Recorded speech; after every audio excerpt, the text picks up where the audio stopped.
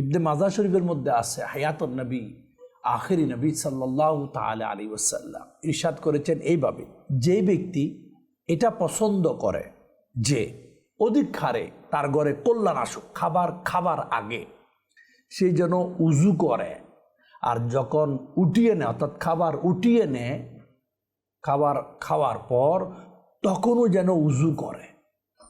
এই জিনিসটা বান্দার ঘরে কল্যাণ বয়ে আনে। দুইটা কথা, এক, আমরা খাবারের উজু করি, খাবারের পরে আবার উজু করি, এটা আমাদের ঘরে কল্যাণ বয়ে আনবে।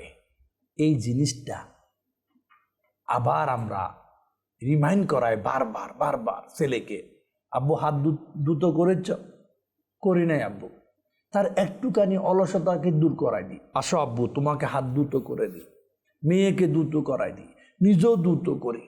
ঘর টেনশন মুক্ত হবে, অভাব মুক্ত হবে, পেরেশানি মুক্ত হবে, রিজিকের মধ্যে ফারাগতি হবে।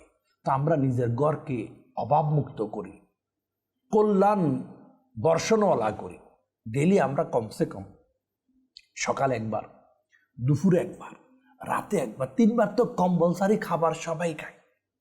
তো ছেলে হোক মেয়ে হোক একসাথে খায়, কারণ যে ঘরে একসাথে খাবার খায় ছেলে মেয়েরা, পরিবার পরিজন, ওখানে আল্লাহর রহমত নাজিল হয়। কিন্তু এখন কমার্শিয়াল জিন্দেগি কেমন হয়ে গেল আল্লাহই জানে।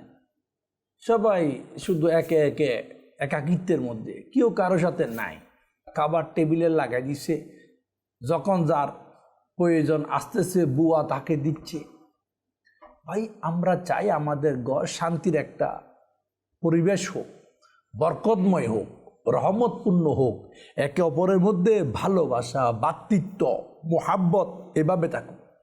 দেখেন একত্রিত খাবারের মধ্যে মোহাব্বত বৃদ্ধি পায়। এখন আমরা তো সবাই আলেক, এ বলে আমি ও বলে ও, তো আল্লাহ আসানি করুক, সবাই সাথে খায়, সবাই অভাবমুক্ত গড়ার চিন্তায় একে অপরকে নবীর সুন্নতকে শিক্ষা দিয়ে প্রসার করি।